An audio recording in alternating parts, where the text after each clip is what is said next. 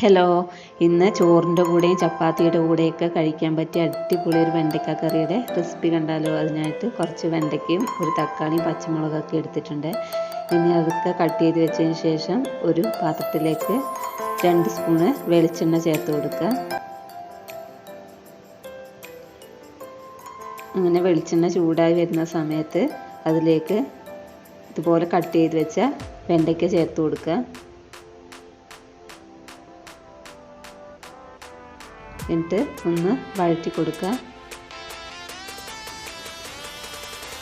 വെണ്ടയ്ക്ക നല്ലപോലെ വഴന്ന് വരുന്ന സമയത്ത് മറ്റൊരു പാത്രത്തിലേക്ക് കോരി മാറ്റാം. അങ്ങനെ ഇതാ വെണ്ടയ്ക്ക നല്ലതായിട്ട് വഴന്ന് വന്നിട്ടുണ്ട്. ഇനി കോരി മാറ്റുവാണ്.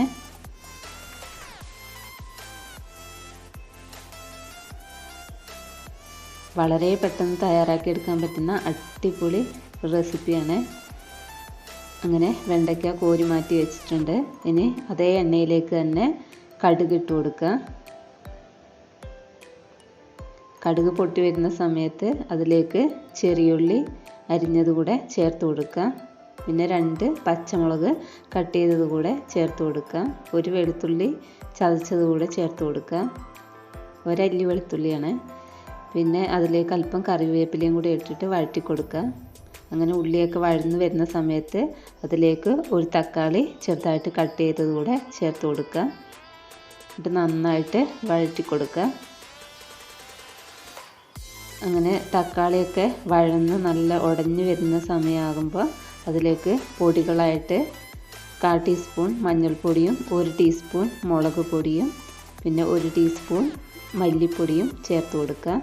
നന്നായിട്ട് അതിൻ്റെ പച്ചമണമൊക്കെ മാറുന്നിടം വരെ ഇളക്കിയെടുക്കുക. ഇനി അതിലേക്ക് 1/4 കപ്പ് വെള്ളം ചേർത്ത് കൊടുക്കുക. നന്നായിട്ട് മിക്സ് ചെയ്തെടുക്കുക.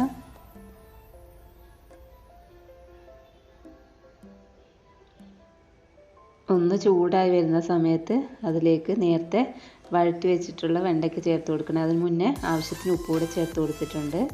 ഇനി വെണ്ടയ്ക്ക ചേർത്ത് കൊടുക്കുക. എന്നിട്ടൊന്ന് ഇളക്കി കൊടുക്കുക.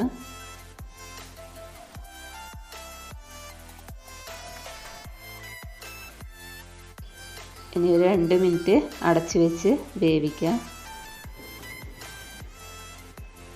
അങ്ങനെ ഇതാ അടിപൊളി വെണ്ടയ്ക്ക കറി തയ്യാറായിട്ടുണ്ട്. കണ്ടില്ലേ? അപ്പം നല്ല കട്ടിയായി വന്നിട്ടുണ്ട്.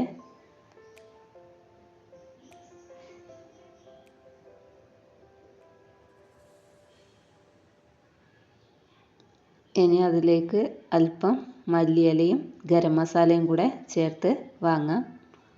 ഇത് അടിപൊളി ചപ്പാത്തിയുടെയും ചോറിൻ്റെയൊക്കെ കൂടെ കഴിക്കാൻ പറ്റിയ അടിപൊളി വെണ്ടയ്ക്ക കറി തയ്യാറായിട്ടുണ്ട്. ഇന്നത്തെ റെസിപ്പി ഇഷ്ടമാവുകയാണെങ്കിൽ എൻ്റെ ചാനലൊന്ന് സപ്പോർട്ട് ചെയ്യാൻ മറക്കല്ലേ. Thanks for watching.